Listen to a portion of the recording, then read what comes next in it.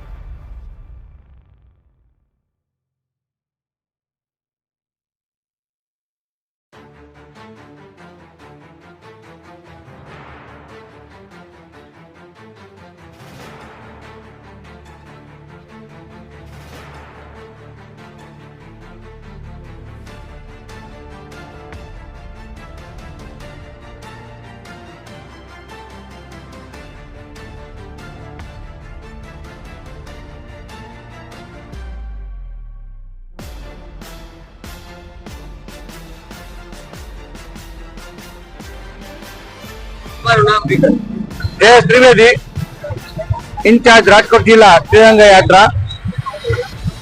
ભારતનું ઓપરેશન સિંદૂર પછી દેશમાં દેશભક્તિનો માહોલ ઉભો થયો છે અને આપણા યશસ્વી અને દીર્ઘદ્રષ્ટા વડાપ્રધાન આદરણીય શ્રી નરેન્દ્રભાઈ મોદી સાહેબ દ્વારા પાકિસ્તાનમાં જે હુમલાખોરો ત્રાસવાદીઓ હતા તેને ઘરમાં ઘૂસીને એક એકને ગોતીને મારવામાં આવ્યા છે. ત્યારે તેના વિજયના ભાગરૂપે ભારતમાં આજે તિરંગા યાત્રાનું આયોજન કર્યું છે.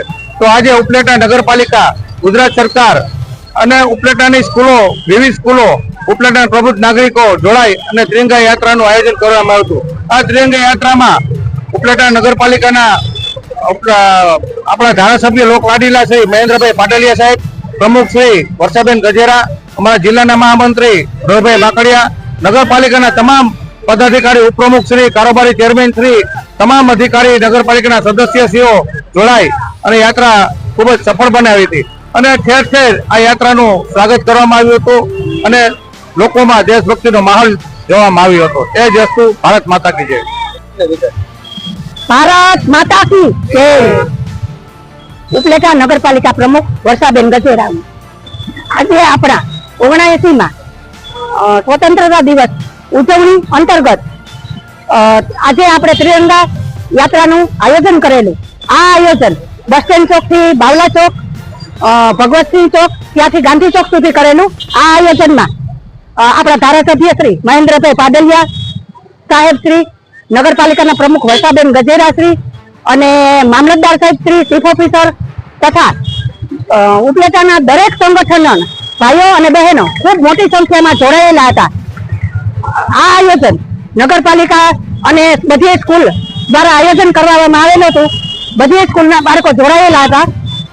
ઉપલેટામાં વિવિધ સંગઠનો બહુ અમને સાથ આજે આપેલો છે અને આ આપણા દેશની આઝાદી માટે જે કોઈ લોકો એ કુરબાની આપી છે તેને આપણે યાદ કરીએ અને તેને સાથ સાથ વંદન કરીએ કે આપણે જે લોકોએ બલિદાન આપેલું છે એ બલિદાન આપણે આજે ઓપરેશન સિંદૂર ના રંગમાં ભરે છે.